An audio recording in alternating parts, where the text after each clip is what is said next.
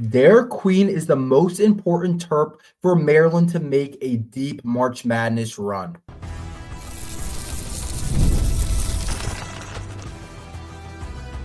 You are Locked On Terps, your daily podcast on the Maryland Terps, part of the Locked On Podcast Network. Your team every day. What's up, everyone? I'm Tre Moore, host of Locked On Terps, part of the Locked On Podcast Network, your team every day. So thank you guys for making us part of your day. And I'm also doing work at InsideBlackandGold.net. So make sure you guys head over to InsideBlackandGold.net for all your latest Terps news. And this episode is brought to you by Monarch Money. Take control of your finances with Monarch Money. Use code LOCKEDONCollege at monarchmoney.com for 50% off your first year. Maryland's Derik Queen, I think, is the most important player for the Terps to make a March Madness run. To me, to win March Madness, to win the entire thing, to make somewhat of a run, you got to have a good enough team. I think that's number one. And I've talked about it. I think Maryland has a really good team this year, and I think they have a team that can potentially make it all the way, make it to the Elite Eight, make it to the Final Four, maybe even make it to the national championship. And who knows exactly what happens. But to me, there's a key formula to be able to win a March and to be able to win. And I've talked about a lot of those different things. I think, one, you got to have a team that is peaking at the right time, and I think Maryland fits in that category. Maryland's a team that's playing really well at the right time right now, and you got to have a team like that, I think, to be able to make it somewhere in March. And then also, I think that you need a balanced lineup. You can't rely on too many freshmen. I feel like that usually doesn't win national championships these days, and I think Maryland has one of the most balanced starting lineups in the country. And then there's also a couple other things. But I think the third thing to me is you need a guy. You need a guy that can have a March Madness moment. March Madness is about moments. It's about these Cinderellas. It's about players making a name for themselves, or it's about a guy solidifying his legacy as wherever he goes. In our sake, a Maryland Terrapin, but whether it's a Duke Blue Devil, an Arizona guy, or UMBC when they went on their crazy run and took down a 1 seed, whatever the case is, that's what March is about. That's what wins games. Is you need a guy that can have a March Madness moment, a guy that's really going to step up and make something happen, a guy that can have some magic, if you will, in the tournament. And that's really what you need. Obviously, you can have a really good team. You can have a balanced lineup. You can have all these different things. But when stuff starts to hit the fan and things aren't going the way you want them to go in a game, and all of a sudden you're down by 8 at halftime and your team can't make a shot, and you're not necessarily going against a team that's much better than you or anything like that, sometimes you need a guy that can just bail you out, that can win you a game. And I think there are different players in the country right now that can just win games for their team. And that's why I think, to me, Derik Queen is the most important player for this Terps team on this run. The Big Ten Freshman of the Year had a crazy year this year. One of the better Maryland freshman seasons really of all time. We haven't quite seen a freshman put up these numbers in quite a while, since I guess the Mello Trimble days, you would say, was the last time a freshman was able to do this. And even as comparing him to some of the recent really good Maryland freshmen, like you think of Mello Trimble, you think of Anthony Cowan, even some of those guys, I believe are really good. But I think in terms of being able to take over a game, I really believe that Derik Queen has all the ability and more ability than some of those guys to be able to do that for the Maryland Terrapins. He's been great this year. He's shooting 52% from the field this year. He's 76% from the line. He's getting 9 rebounds a game, 2 assists, a block, a steal, 16.3 points per game. Big Ten Freshman of the Year in a loaded Big Ten class. And to me, he's the key.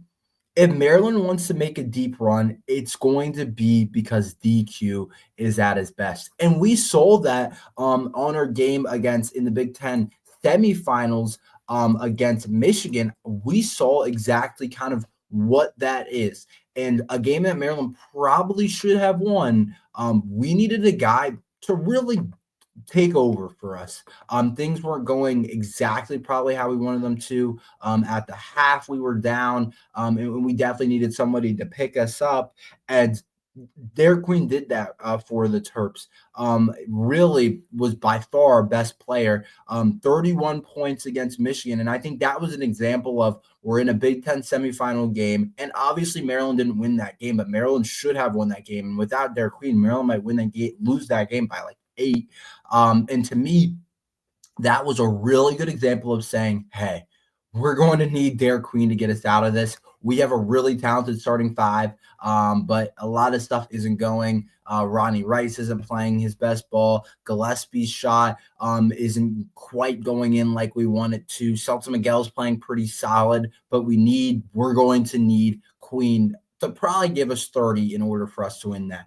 And that could happen in the first round. That could happen in the first round against Grand Canyon, we play in the first game in the round of 64, or that could happen in the Sweet 16 when we play maybe a Florida type of team, and Maryland's got to be able to win it, and Maryland needs a huge performance from Derik Queen. That could happen. You don't know when it's going to happen.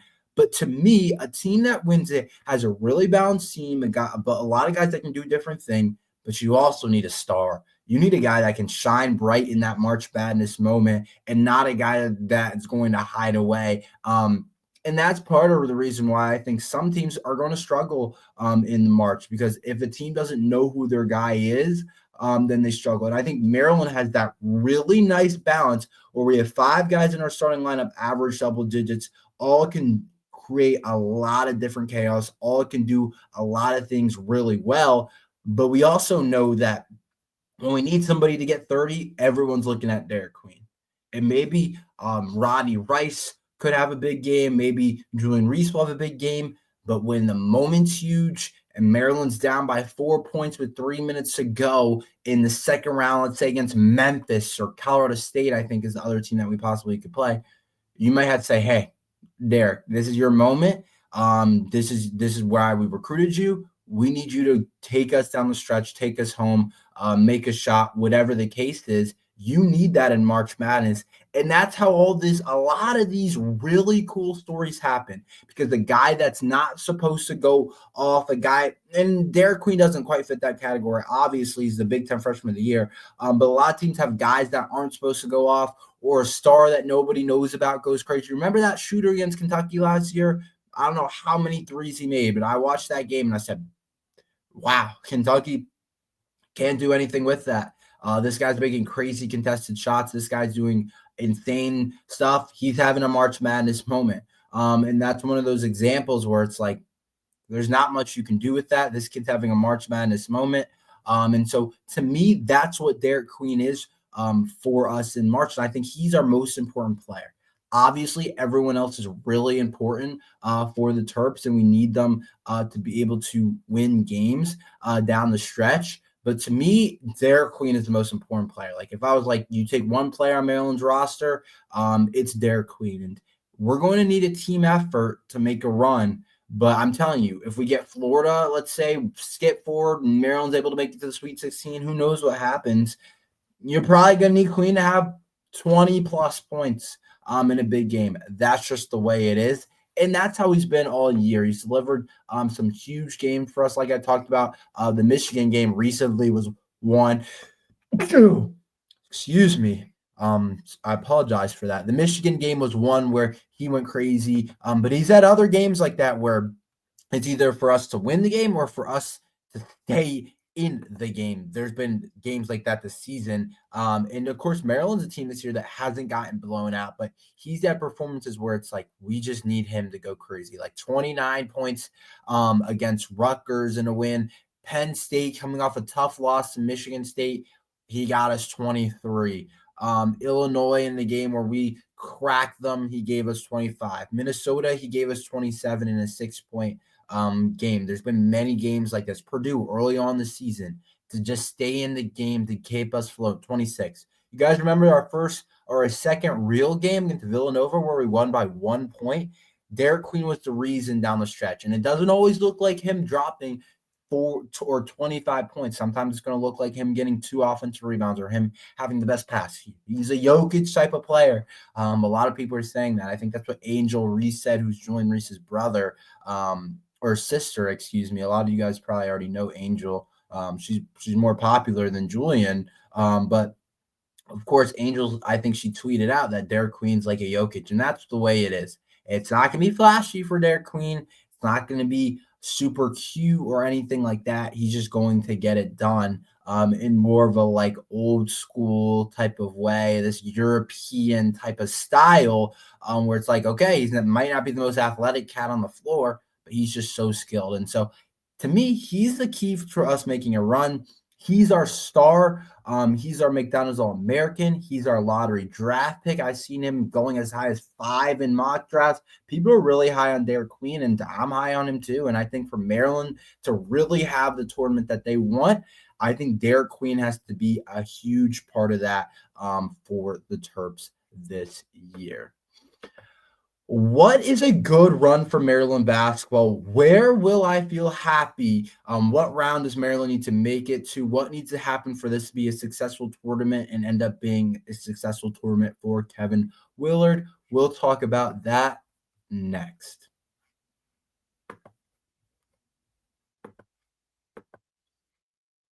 Scaling your business requires the right expertise at the right time. With Upwork, you can find specialized freelancers in marketing, development, design, and more. Experts ready to help you take your business to the next level. Upwork gives business flexibility by connecting them with top freelance talent across multiple industries, including IT, AI, web development, and marketing. Whether you need extra hands for a project for a long-term partner, Upwork makes hiring simple and affordable. Finding the right talent, if you have help with a marketing campaign, can be great. Upwork can connect you with freelance experts who delivered incredible results. Posting jobs is free and simple and within days with multiple qualified candidates to choose from. Instead of hiring full-time, Upwork helps find affordable top-tier freelancers to scale your business efficiently. Visit Upwork.com right now and post your job for free. That's Upwork.com Upwork.com to connect with top talent and grow your business today.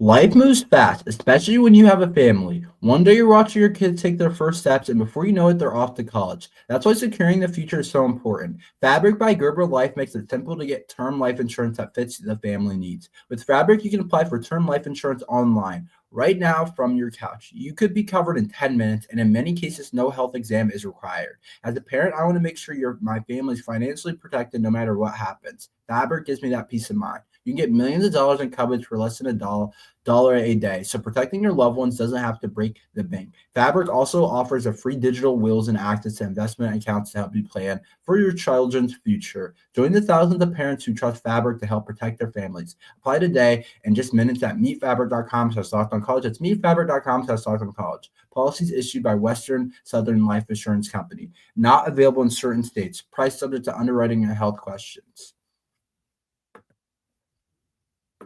So what does a successful tournament look like for the Maryland Terrapins? I'm curious what you guys think it looks like. So let me know down below, what round do you think Maryland has to make in order for it to be a successful tournament for the Terps? At a very baseline, I think Maryland has to make the Sweet 16. If Maryland makes the Sweet 16, you kind of have to say, okay, it was a good run. It was a good season. Yeah, we could have done more with it. We had a chance really to make the Elite Eight. We had a chance to maybe even make a Final Four. But if we get booted by a really good Florida team in the Sweet 16, then I'm okay with that. I think that's just like what it is. I think Florida's really good this year. I think our region is winnable if you take out Florida. But to me, Maryland shouldn't lose before that. If there's a loss before that, I'm going to be a little disappointed. Especially in this first round. I'm just going to be disappointed if Maryland loses before that, and not just the way it is right now. I think the team's too good and too talented for us to get upset. Obviously, that's what a definition of an upset is. It's when a team that's less talented beats a team that's more talented. But to me, this team's just too good for that, and I think I'll just be upset and I'll be disappointed with the Terps if we get upset or if we lose before the Sweet 16.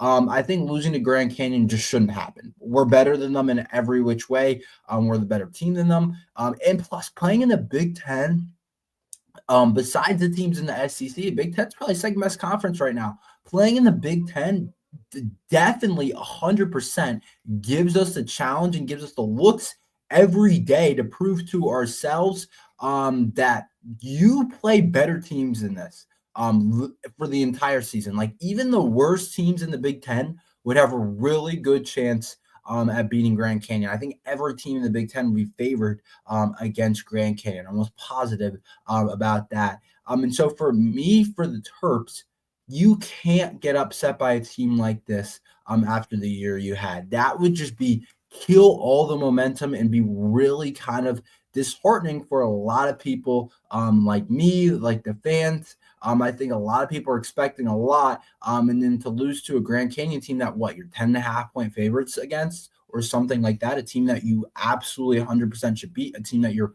much more talented than, that just can't happen, I think. And I think to me, that's where you get really disappointed, like really disappointed. The second round's interesting because to me, no matter who Maryland plays in the second round, they're better than them.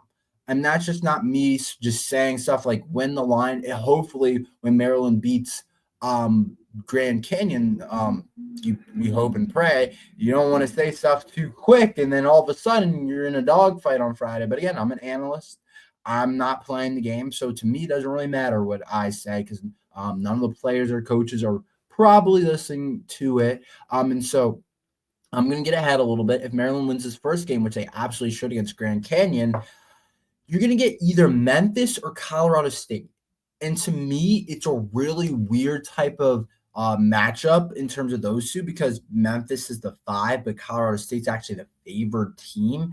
And so when I talk about something like that and when I look at that, to me, what that means is Memphis is a little bit overrated at a 5 seed. I think Colorado State's also a really good 12.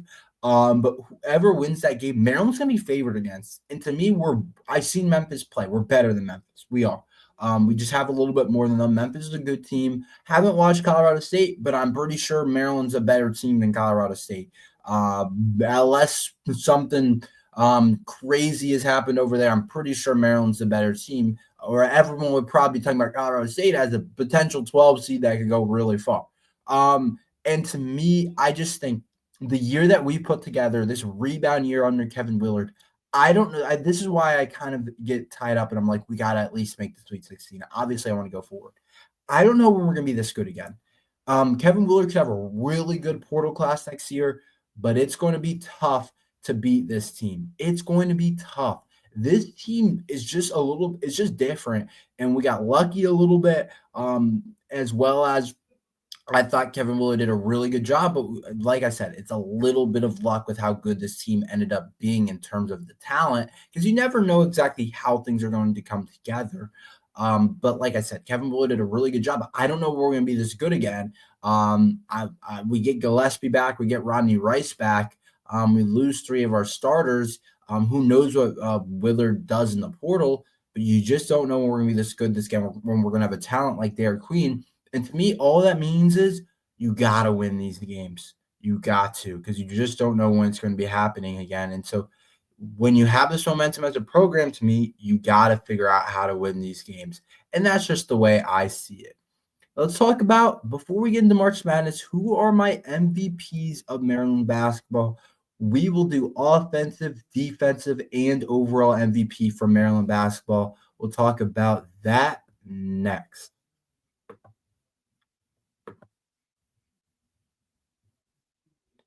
Ever check your bank account and wonder, where did all my money go? Between dining out, online shopping, and entertainment, it's easy to lose track. That's where Monarch Money comes in, your personal CFO, giving you full visibility and control over your finances. Monarch Money isn't just a budgeting app, it's a complete financial command center. You can track all your accounts, investments, and spending in one place, so you don't just stop managing your money and start building wealth. When I started using Monarch, I realized how much I was spending on food delivery, and now I'm budget smarter and save more. Instead of juggling multiple apps, you can use Monarch to check your finances, track spendings, and even plan a long-term goals. Managing money with your partner is smoother than ever. You can track shared and personal accounts, set goals, and stay on the same page without the stress. Take control of your finances with Monarch Money. Use code LOCKEDONCollege at monarchmoney.com for 50% off first order. That's monarchmoney.com, code LOCKEDONCollege for half your first year.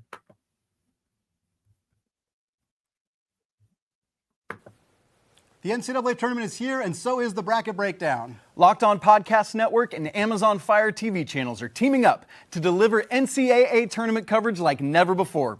Watch studio shows featuring former players and Locked On's local experts as they guide you through every upset, buzzer beater, and bracket matchup. Stream it all for free on Amazon Fire TV channel. Search Bracket Breakdown to see it all for free. It's your team every day. So let's talk about MVPs for Maryland basketball this year. I wanted to do this because I didn't get a chance to do it yet because we kind of hopped right into the Big Ten tournament. But I think it's kind of a fun segment to go over my regular season, and it'll include the Big Ten tournament as well. My MVPs, who I thought played really well. My overall MVP is Derik Queen. I think there's no question about that. He led our team in points. He was tied with Julian Reese in terms of rebounds. He was also near the top of our team in steals. He led our team, or second on our team in blocks. He led our team in field goal percentage besides some in the starting lineup. He was really solid from the free throw line. The one part of his game that I really want to see him get better at is turnovers and his three-point percentage. But that kind of makes sense as a young player to be struggling in those areas. To me, he was the overall MVP. I thought he was the best player on our team. I think most people would agree with that. I think you could argue maybe a couple other guys, but like at the same time, not really. We are a really balanced team, but to me, he was my overall MVP. Offensive MVP, I actually went back and forth, and I'm still kind of going back and forth. I think if he would have taken the last 10 or so, 15 games of the season, like more the back end of the second half of the conference play, I probably would have said Rodney Rice. But looking at the season in whole, I got to go with Gillespie. By far the best passer on the team, averages 5 assists a game, which is 3 more to the next closest guy, Rodney Rice, but also was second on our team in points per game. And so to me, Gillespie was the offensive MVP, 5 assists per game, 14.7 points per game, 41% from the three-point line, 86% from the free throw line. That's really solid. That puts yourself at almost a 40-86 guy is really good, and then 45% from the field too. So he obviously had a really good season. I thought he was one of the better Big Ten guards. And what was he? Third team All Big Ten, I think. And so to me, he was the offensive MVP. Derik Queen, like I said, was the overall MVP. And then defensive MVP to me was Julian Reese. What a year Julian Reese had defensively. 1.5 blocks per game, as well as one steal per game. That's really solid from Derik Queen. I'm not going to really get into his other stats because to me, he's our defensive player of the year. And in terms of March Madness, talk about a key, that's going to be a key. Derik Queen being able to protect the rim, Derik Queen being able to block shots, that's going to be a key, especially in this first round matchup against a team that we're probably going to be, I haven't gotten into Grand Canyon yet, probably going to be bigger than, probably going to be longer than, how can we block shots? But to me, those were the MVPs. And then we wanted to, we could do a bench player of the year, a guy that are like kind of 6th man of the year. But so honestly, that's a really tough kind of projection for the Terps.